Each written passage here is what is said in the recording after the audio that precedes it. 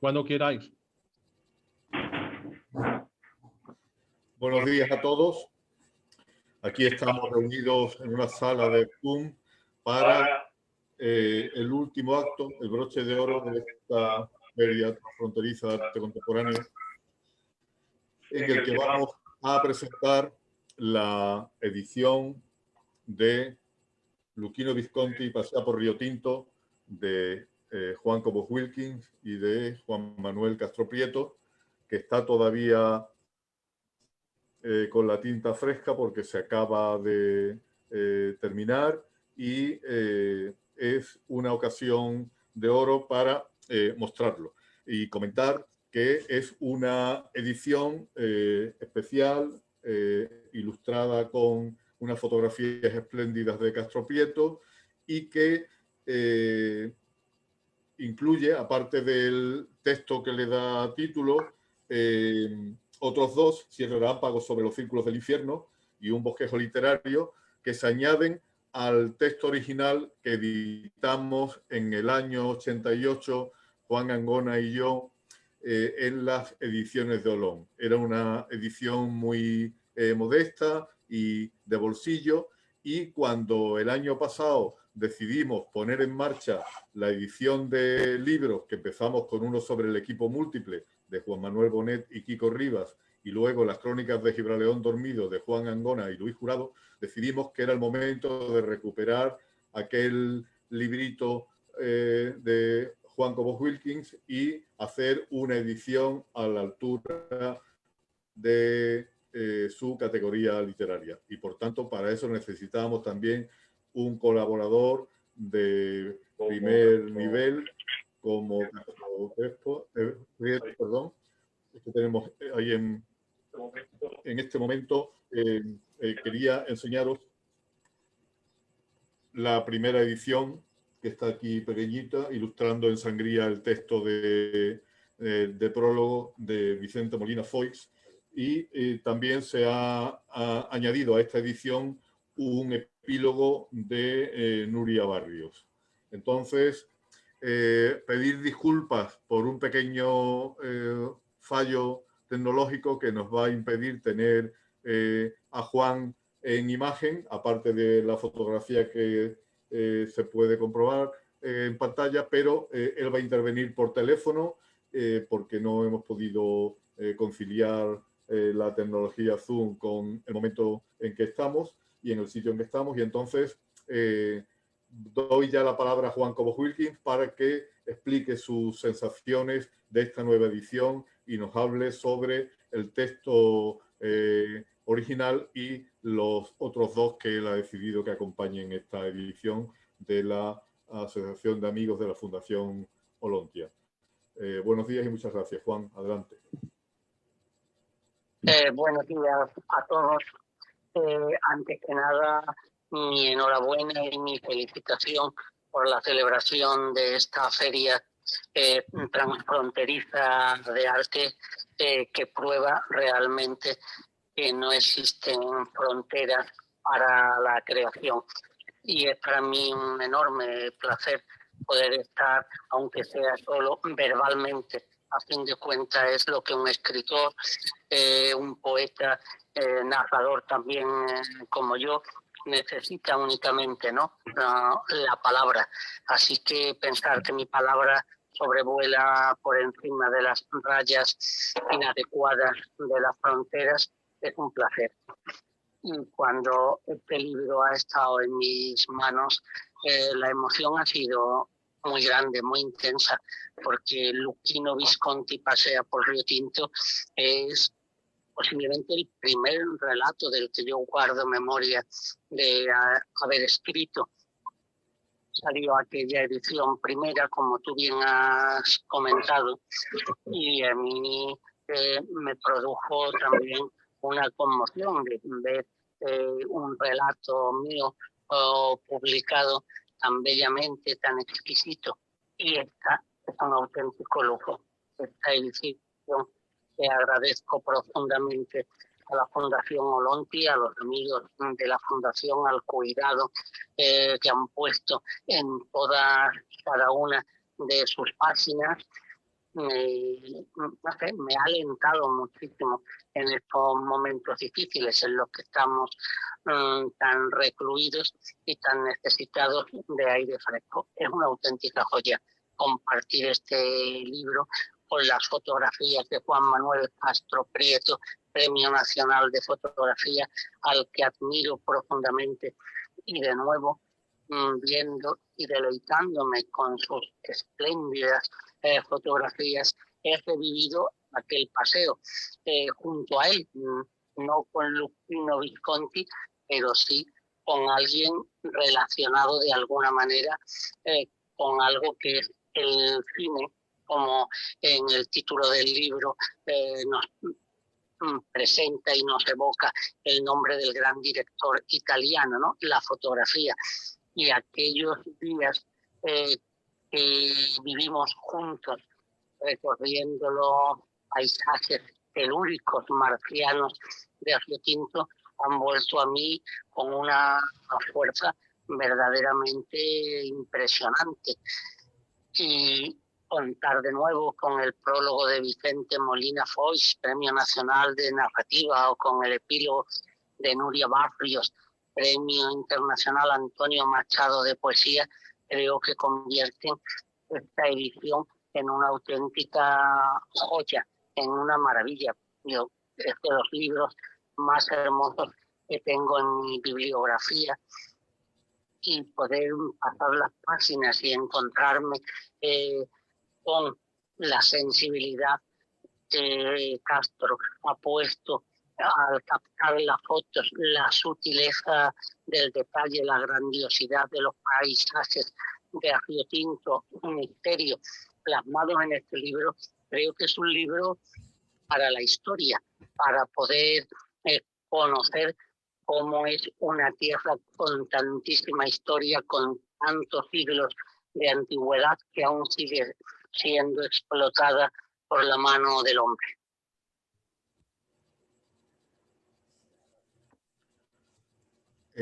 Muchas gracias, Juan.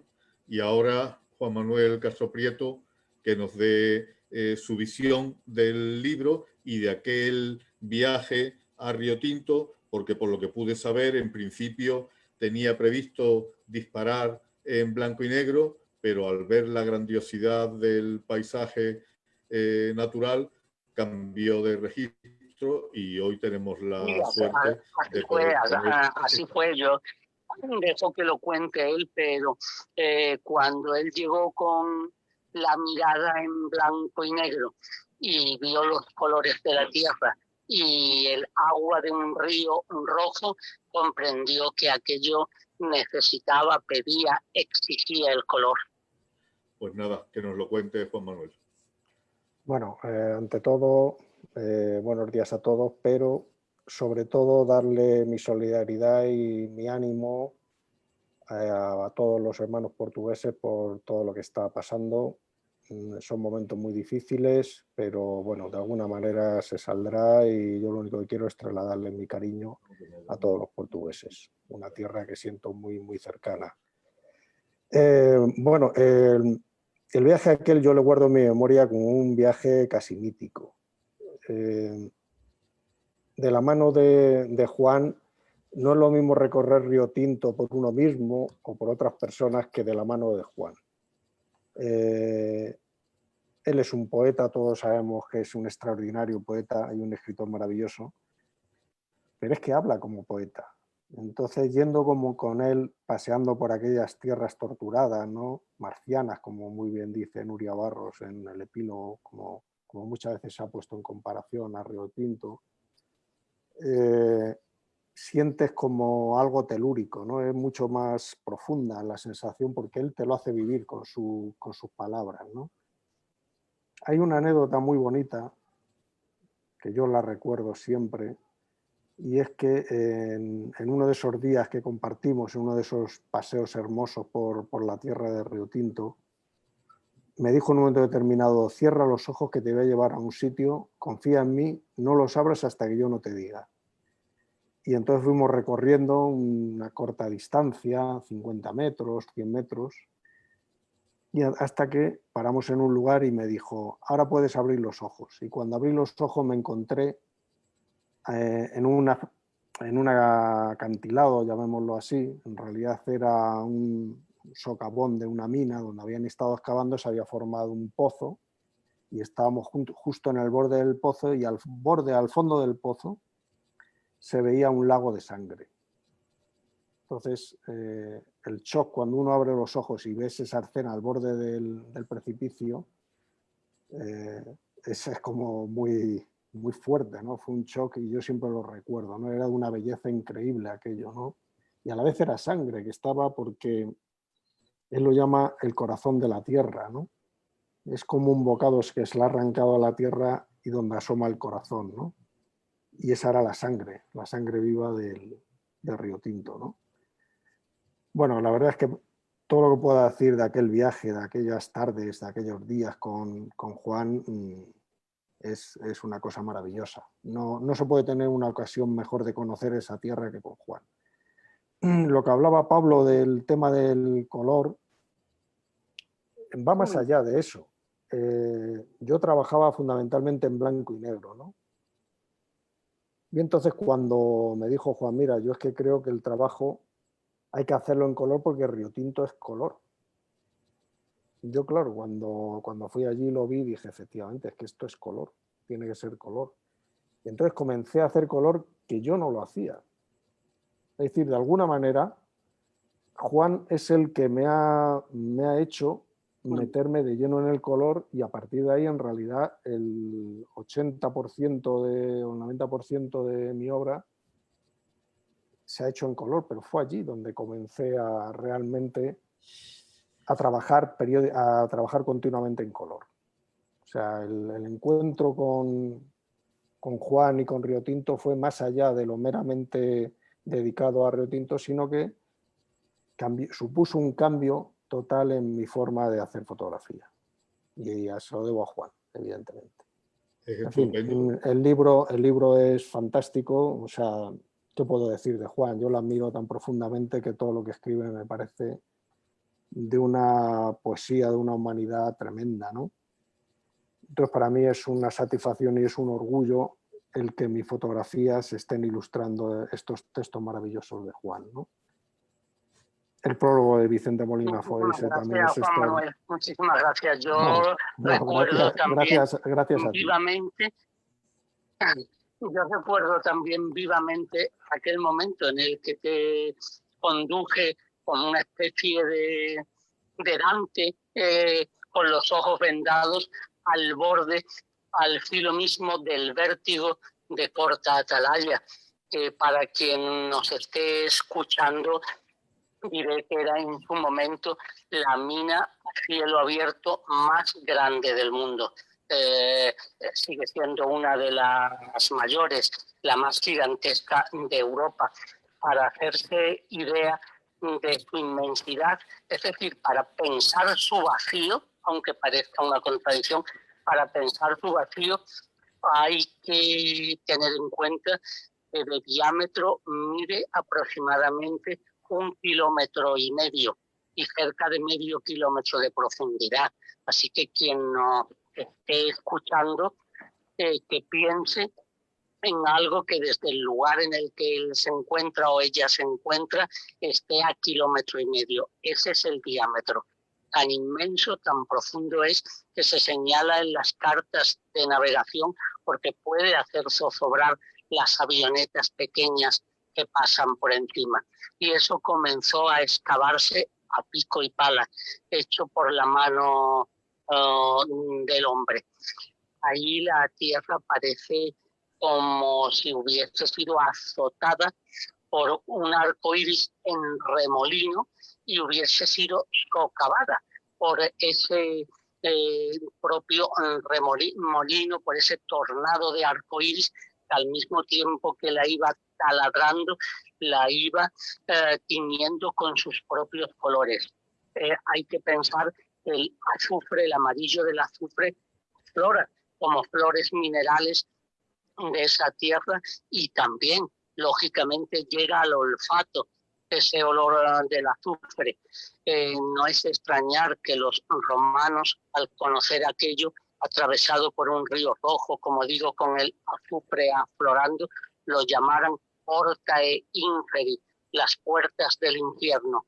Si a eso le sumamos que a pocos metros se alza inesperado, absolutamente insólito, un barrio victoriano inglés que parece sacado perfectamente todavía de una novela de época y que se conserva en muy buenas condiciones, con su capilla, con su pista de tenis, con su club inglés, hasta el que hace unos años tenía una sala men only, solo para hombres. Ese contraste en medio de Andalucía, de ese paisaje extraterrestre y el barrio victoriano, producen un choque eléctrico de emociones difícilmente olvidables. Por eso hablaba de la plasmación hermosa de las fotografías y en lo que yo he podido de la palabra, para dejar ese recuerdo de algo verdaderamente inusual. Veo ahora mismo una de las fotos de Juan Manuel en la que se ve la capilla de Bellavista, que es el barrio inglés, con una luz mágica y un pequeño pasillo que pasea por ahí, que parece sacada, pues no sé, de las páginas de Jane Austen, por ejemplo, ¿no? O la brutalidad de la tierra descarnada, con todos sus colores, la grandiosidad de los edificios, algunos ya en ruina, el resto que ha dejado el hombre sobre la tierra y los productos de su excavación, esa arqueología industrial convertida en arte, o por ejemplo la impactante fotografía del cuello degollado de Santa Bárbara, un tajo profundísimo que atraviesa la garganta y del que sale sangre, que es la patrona de los mineros, Santa Bárbara. Yo de pequeño, de niño, creía que el río Tinto era rojo porque emanaba de esa sangre que veía en el cuello de la imagen de Santa Bárbara en la iglesia de Río Tinto, y también comprendía por eso que ella fuese a su vez la patrona de los truenos y de los relámpagos. Toda esa fuerza está ahí contenida en esas fotos. Lo que ocurre con la fotografía es que muchas veces yo me quedo pensando, sobre todo cuando va uno siguiendo las huellas que nos ha dejado alguien, como fue el caso este, que tú me pasaste tus 7 relámpagos y un poema. Siempre se queda uno como diciendo que no ha llegado a penetrar, porque claro, es muchísimo más profundo el lenguaje de la poesía que el lenguaje de la fotografía, ¿no? Y al final el lenguaje de la fotografía le ocurre algo parecido a todo, que se carga también con la personalidad del fotógrafo. De tal manera que la traducción de los textos de un fotógrafo, de un poeta, a una fotografía siempre es otra cosa.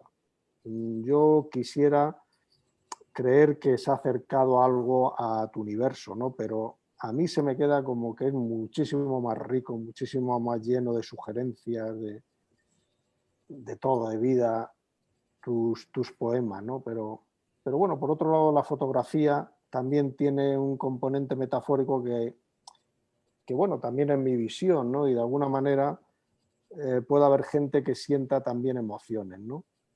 No es un arma tan poderosa generadora de emociones como la poesía, pero bueno, también de alguna manera quisiera yo creer que podemos transmitir emociones, sensaciones y sentimientos, ¿no? Creo Solo, quiero decir, lo afirmo plenamente y creo que en este caso tiene una ventaja, fíjate Juan Manuel, sobre la palabra, porque cuando la palabra es llevada a otra lengua, a otro idioma, necesita de una traducción. Y siempre por el camino quedan restos, siempre nos deshacemos de algo. de la música o de lo que significa exactamente en un idioma una palabra y que al ser trasladado al otro tiene otras connotaciones.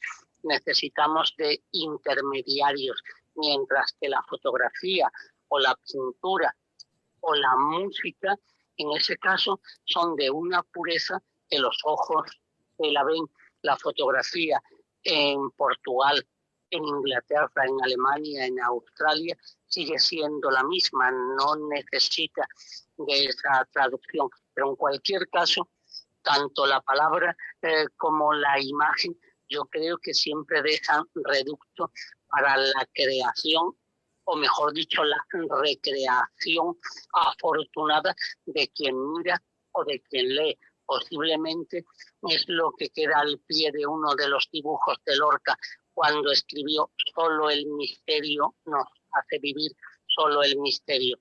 Pues ese solo el misterio o ese no sé qué que queda balbuciendo que escribía San Juan de la Cruz es posiblemente lo que hace perdurar fuera del tiempo, de las circunstancias, de los lugares, la creación, cuando la creación verdaderamente alcanza no lo evidente, no la luz que se muestra para hacer la fotografía, no la luz que conlleva la palabra obvia, sino cuando buscamos la luz abisal. Y yo creo que la luz abisal es la que emanaba y la que sigue emanando, ¿no?, del interior de esa tierra de Río Tinto que yo he tratado de interpretar con palabras o de traducir con imágenes. Pero es estupenda la confluencia de vosotros por las circunstancias tan diversas en vuestra vida particular, en el sentido de que Juan descubre todo ese paisaje telúrico y maravilloso desde que era niño, o sea que debió ser una especie de visión divina y extraña que cuando él sale de Río Tinto le parecería que el resto del mundo no llegaba a la altura de lo que habían sido sus vivencias infantiles. Y sin embargo, Juan Manuel debe tener esto como una especie de viaje iniciático y casi como una revelación, porque llega ya adulto y muy forjado como fotógrafo y como persona a Río Tinto y de golpe se encuentra con un espectáculo tan extraordinario y tan marciano, como él ha dicho antes, que incluso le cambia el registro y le abre puertas a seguir fotografiando en color la mayoría de eso. Entonces, claro, es un cambio en la vida de uno y de otro en momentos tan distintos que es maravilloso que ahora confluyan en este libro por vuestra generosidad y por el buen hacer de uno y de otro con la palabra y con las imágenes. Y es lo que nos hace estar tan orgullosos de haberlo editado y de estar celebrando ahora mismo la presentación. Tu sensación, Juan, de el conocimiento de Río Tinto siendo un niño allí, ¿eso cómo acaba afectando a tu vida, a tu dedicación a la palabra y al pensamiento? Yo tengo muy claro, Pablo, que el nacimiento en Río Tinto para mí ha marcado completamente mi mitología personal. Y además de por el paisaje, por las costumbres. En casa estábamos acostumbrados a almorzar hacia las 12 y media del mediodía. A mí eso me parecía lo normal. Me parecía también habitual tomar el té pues hacia las 5 de la tarde. Cuando yo salí de Río Tinto, me encontré que la gente solía comer hacia las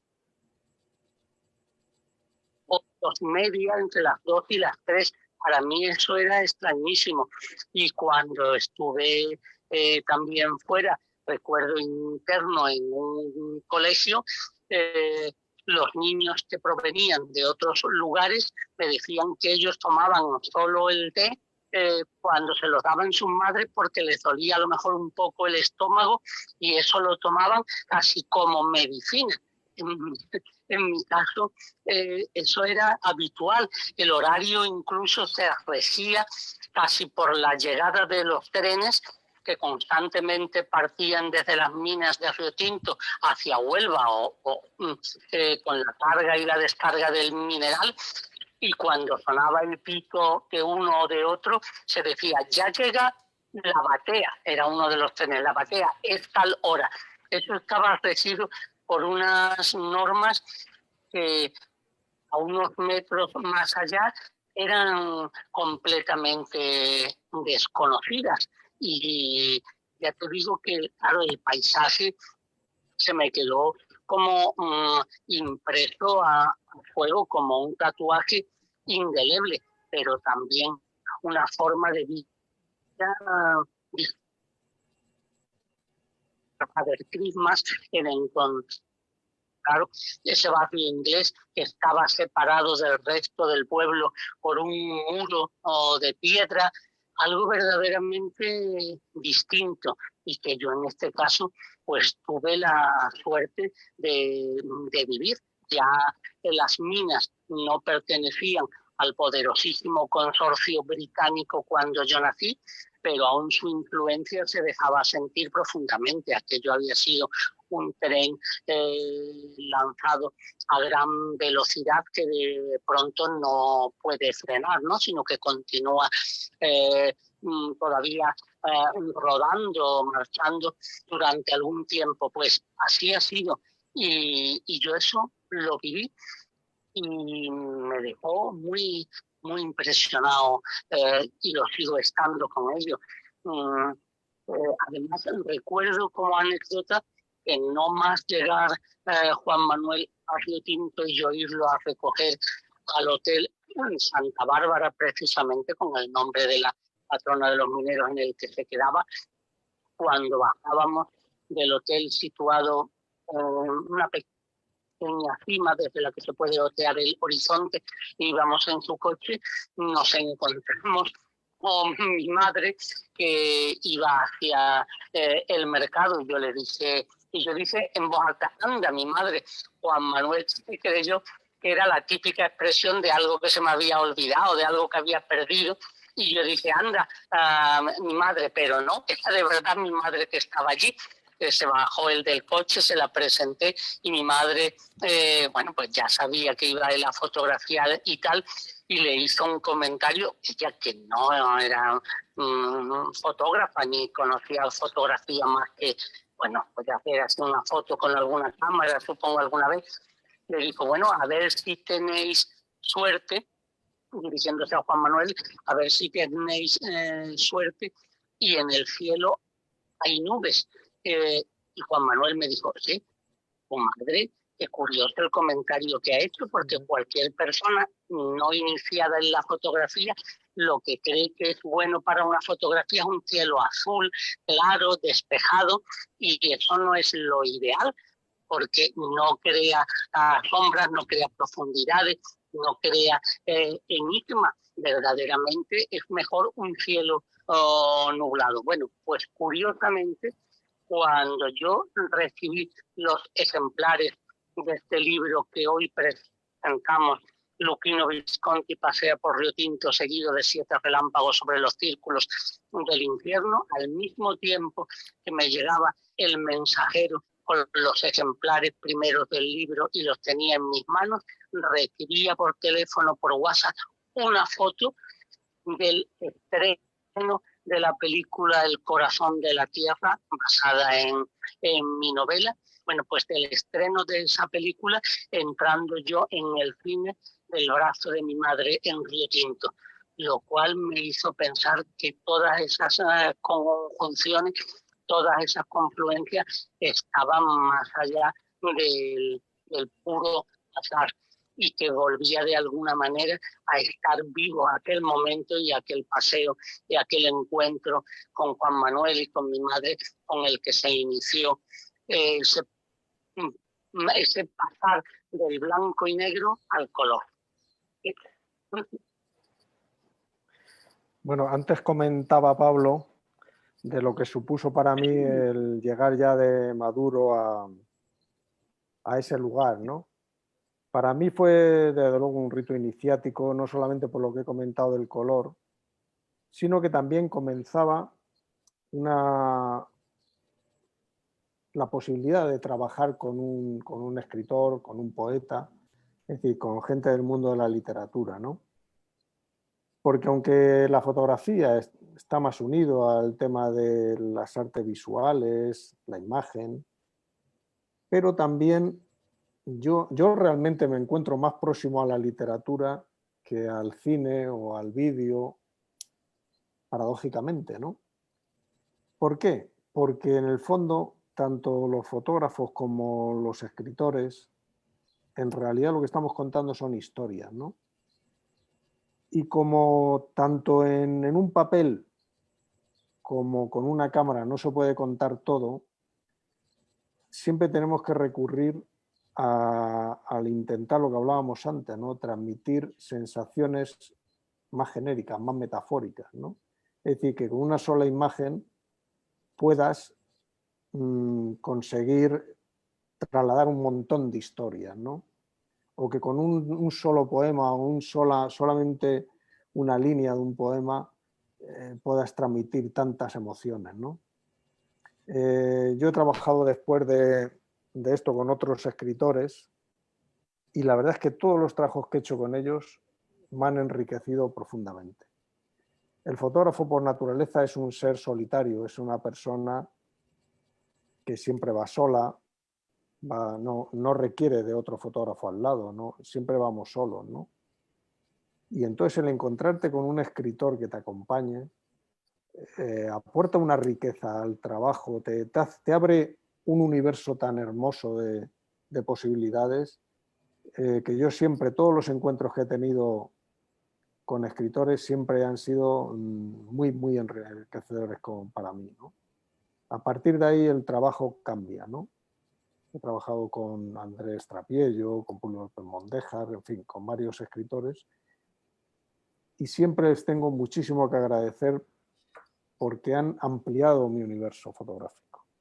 O sea, hace ya muchos años me di cuenta de que si un fotógrafo no leía, era un fotógrafo cojo. Ya tenía que ser todo a base de lo que vivía o de lo que veía en cine, pero eso es muy empobrecedor. La literatura te abre el universo completo, ¿no? Y ahí fue donde empezó, con Río Tinto, ¿no? Ahí fue cuando empecé a colaborar y donde realmente mi vida... Hay una persona también muy importante para mí, que es Julio López Mondéjar, que también me abrió mucho los ojos con el tema de la literatura, ¿no? De cómo tenía que estar entroncada la literatura dentro de la fotografía, ¿no? Yo tengo un trabajo que es Perú viaja al sol, un trabajo que desarrollé durante 11 años y que gracias a Publio se amplió muchísimo porque él me dijo, mira, tienes que leerte toda la obra de los escritores peruanos. Yo conocía, pues en fin, conocía los más habituales, ¿no? Pero no conocía toda la literatura peruana. Entonces lo primero que hice fue leérmelo todo, Ciro Alegría, Arguedas, Vargas Llosa, en fin, todo, los que había leído y los que no había leído, y eso le dio una profundidad a mi trabajo tremenda, ¿no? Porque es cuando ves qué es lo que está pasando, es cuando sientes lo que estás viviendo ahí, ¿no? No solo lo que ves tú en el terreno, sino también lo que hay detrás, en la historia, en lo que te cuentan. En fin, para mí esto, repito, fue un trabajo iniciático, fue algo que cambió profundamente mi forma de ver la fotografía, mi forma de ver también la relación de la fotografía con la literatura. Fíjate, Juan Manuel, además, esta colaboración Luchino Visconti ha sido un director muy enraizado con la literatura. Es decir, que además nos unimos en este libro, palabra y fotografía, a través de alguien que en su obra cinematográfica hizo adaptaciones literarias. La inolvidable El gato pardo de Lampedusa es una de las grandes películas de la historia del cine. y quería comentaros, este milagro de unir literatura y fotografía, que por fortuna es cada vez más frecuente, tiene muy distintos orígenes dependiendo de la edición. En vuestra experiencia, normalmente, bueno, ¿qué es lo que ha ocurrido con más frecuencia? ¿El poeta partir de imágenes que le son dadas o el fotógrafo partir a través de textos que le suministra? Bueno, yo me he encontrado fundamentalmente primero el texto, o sea, y luego viene la fotografía, pero también ha habido otras veces, no de que el escritor parta de las fotografías, sino partir los dos a la vez. Es decir, ir a un lugar con un escritor para ver qué es lo que contábamos de ese algo, ¿no? Por ejemplo, con Publio estuvimos en Marruecos, en la zona del protectorado español, recorriendo toda la zona que fuera de eso, el protectorado español. Y íbamos descubriendo a la vez, tanto él como yo, él ya había leído evidentemente, yo también había leído libros que hablaban de todo lo que había ocurrido allí, de toda la historia del protectorado, anual, etcétera, etcétera. Pero lo que es el territorio, lo que son personas que nos encontrábamos y que hablábamos con ellos, fue un descubrimiento compartido a la vez. Es decir, nos lo encontramos en ese mismo momento. Y es interesante también, es muy interesante el ver cómo lo ve él, cómo lo veo yo fotográficamente. Lo otro, seguir los textos. La suerte que yo tuve en Río Tinto es que no solamente tenía los textos de partida, sino que iba con Juan. Y entonces el trabajo hubiese sido completamente diferente si en vez de ir con Juan hubiese ido yo solo. No tendría nada que ver. Porque es que es como si te dicen, tienes que mirar ahí donde tienes que mirar y darte cuenta de lo que estás mirando, ¿no? Hace poco tuve la ocasión de estar en Marruecos, en Tánger, concretamente con un escritor tangerino, que es Fariz Omar Ventría, y estuvo conmigo unos 10 días, estuvimos compartiendo y él me llevaba por todos los sitios, me explicaba la historia. Y yo ya había estado en Tánger por lo menos otras 3 o 4 veces, ¿no? Pero no tenía nada que ver. Lo que yo sentí en este último viaje con Farid no tenía absolutamente nada que ver con lo que yo había vivido por mi cuenta yo solo o con algunos amigos, pero no de allí de Tánger, no personas que conocen profundamente Tánger, la historia, cómo es. Porque él sabe qué es importante, sabe qué no es importante, sabe llevarte a los lugares y mostrártelos. No tiene nada que ver, es otra forma de vivir la vida, completamente diferente. De hecho, en el año 2000, cuando yo estuve con Juan fue en el año 2002, y yo me quedé con ganas de volver en el 2004, pero en el 2004 en aquel momento no estaba Juan, no pude estar con él.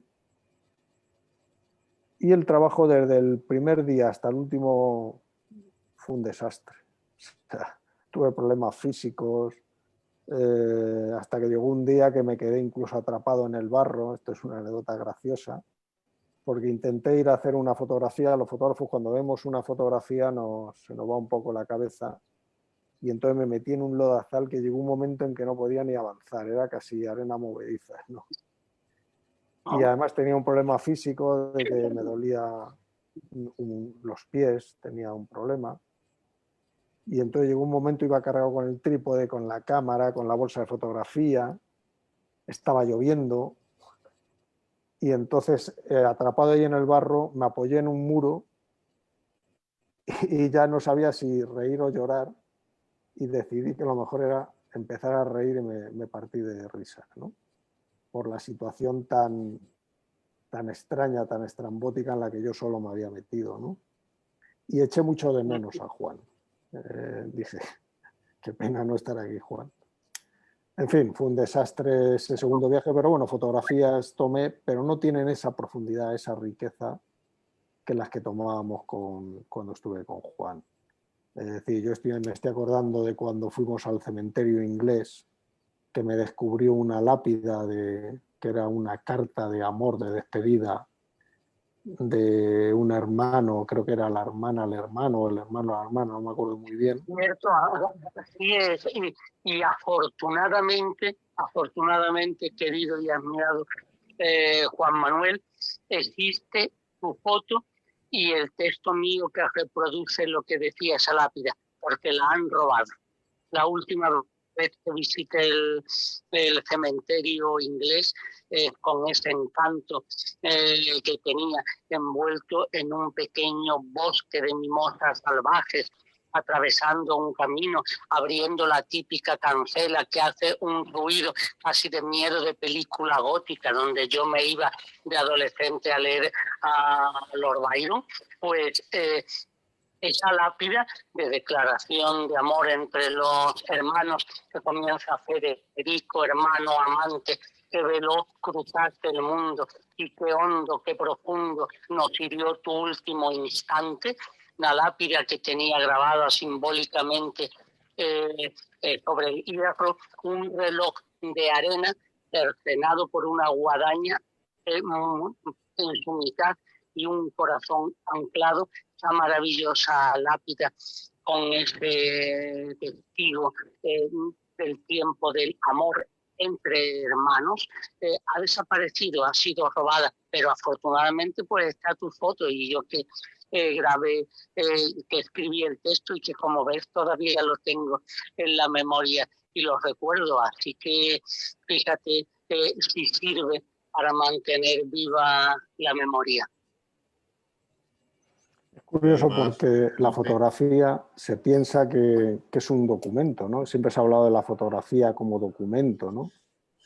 Como un registro de la realidad. Y a mí siempre que oigo hablar de eso, digo, bueno, sí, vale, pero no es solo eso. La fotografía es mucho más que un mero acto notarial, ¿no?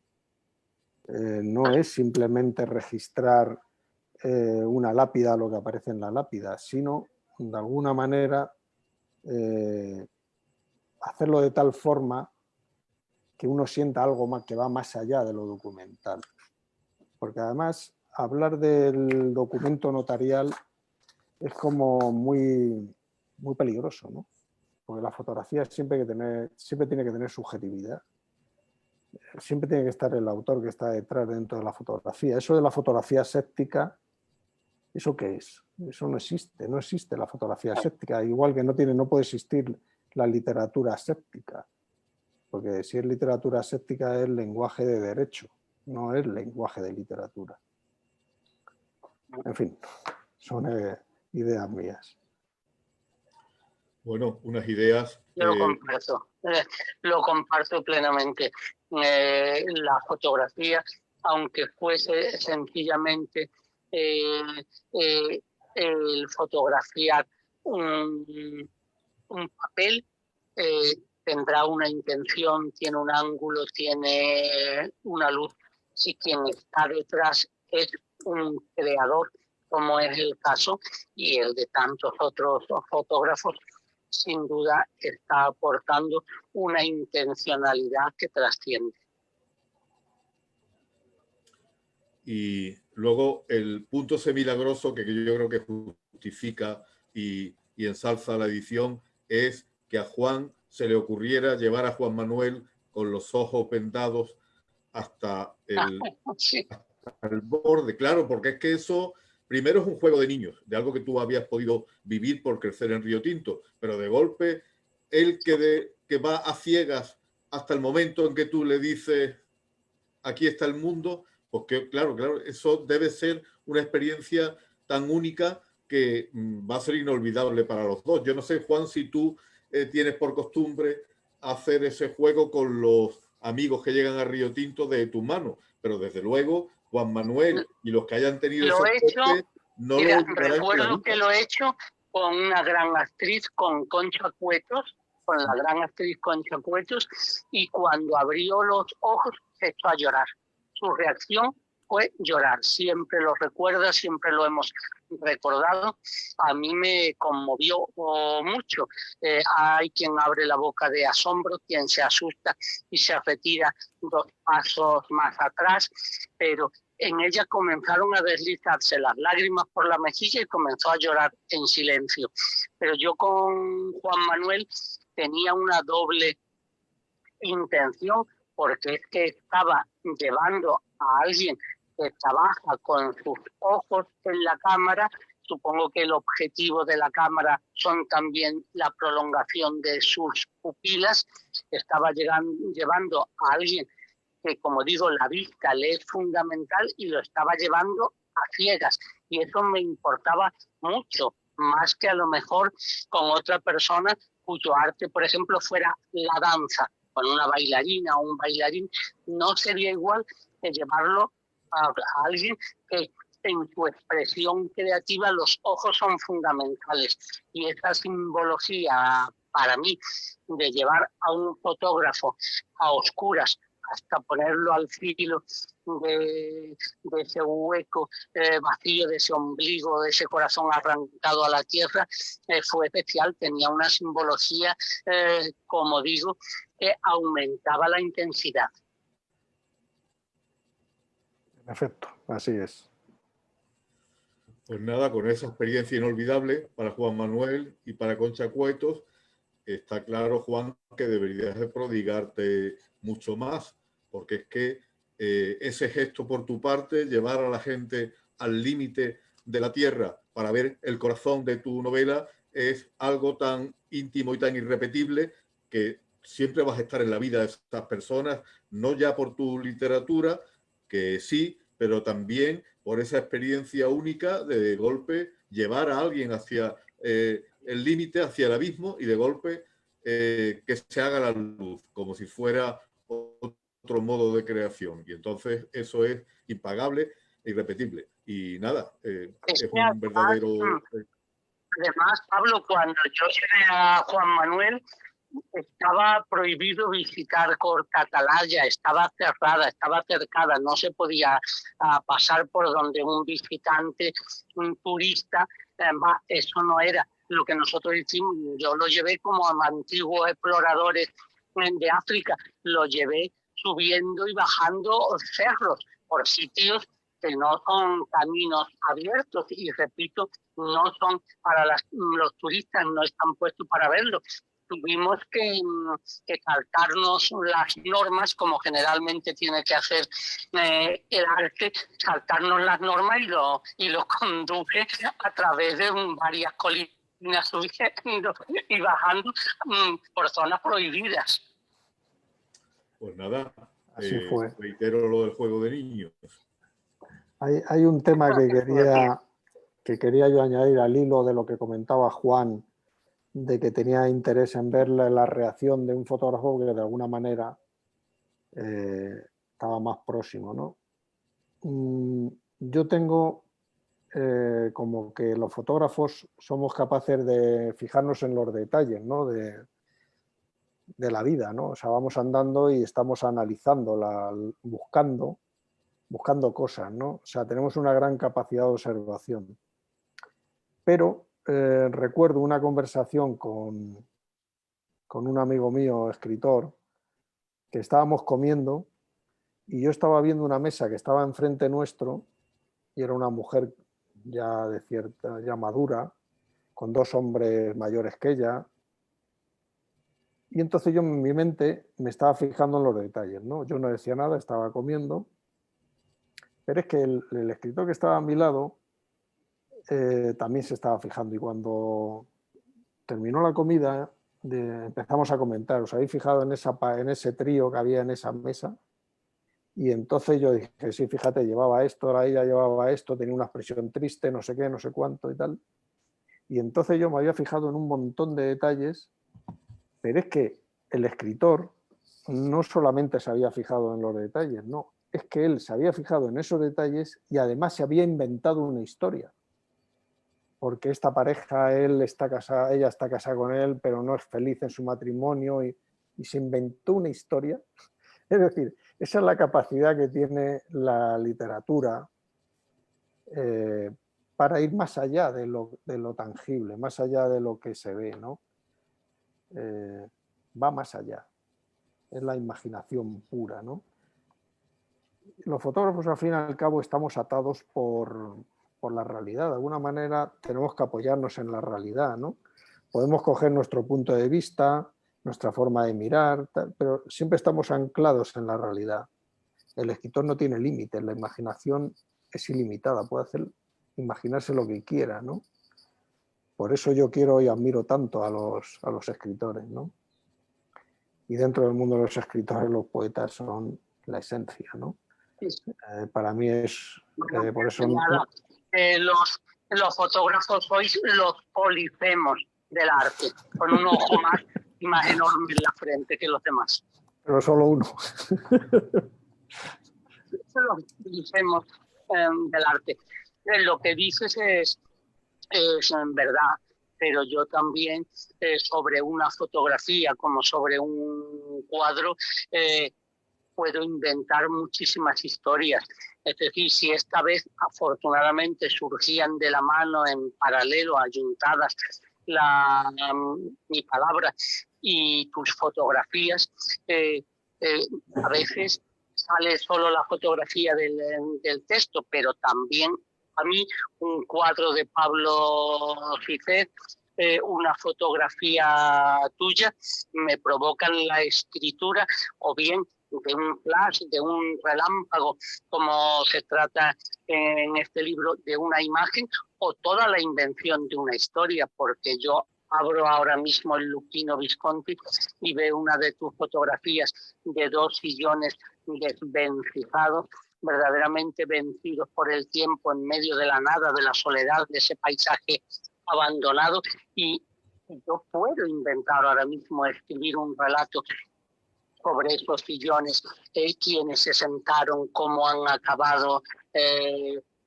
Ahí puedo crear una historia, es decir, que la imagen, de la fotografía o de la pintura es para mí una provocación también alentadora de historias, ¿eh?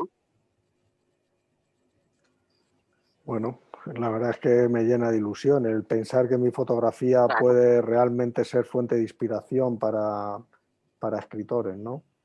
Me parece fantástico. Pues escribo algunas, la primera que se me ha ocurrido, la de esos 2 sillones abandonados inesperadamente en medio de aquel el paisaje.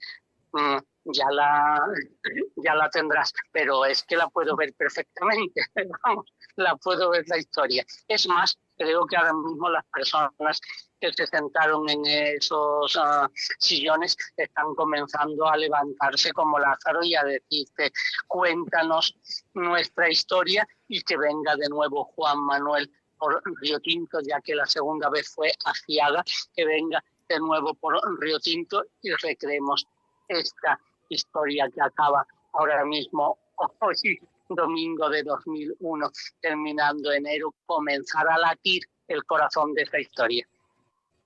Pedro, vamos a hacer como Pedro Páramo, ¿no? A hablar con los fantasmas. No estaría mal. Pero a veces están tan vivos, querido amigo, están tan vivos nuestros fantasmas, a fin de cuentas, los que creamos, muchas veces estamos creando con la materia inasible de los fantasmas.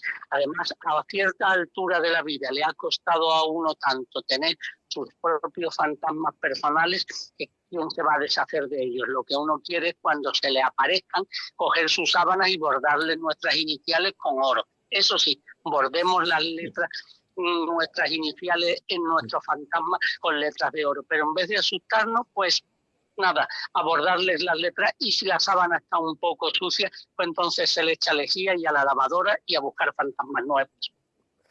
Bien. Sí, tiene que tener uno sus fantasmas, evidentemente. Es evidente que Claro. Todo el que de alguna manera cree algo tiene que tener su mundo interior, tiene que tener sus fantasmas. Así es.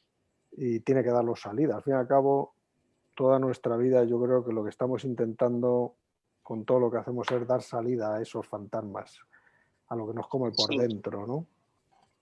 Yo creo que ese es el intento que tenemos, ¿no?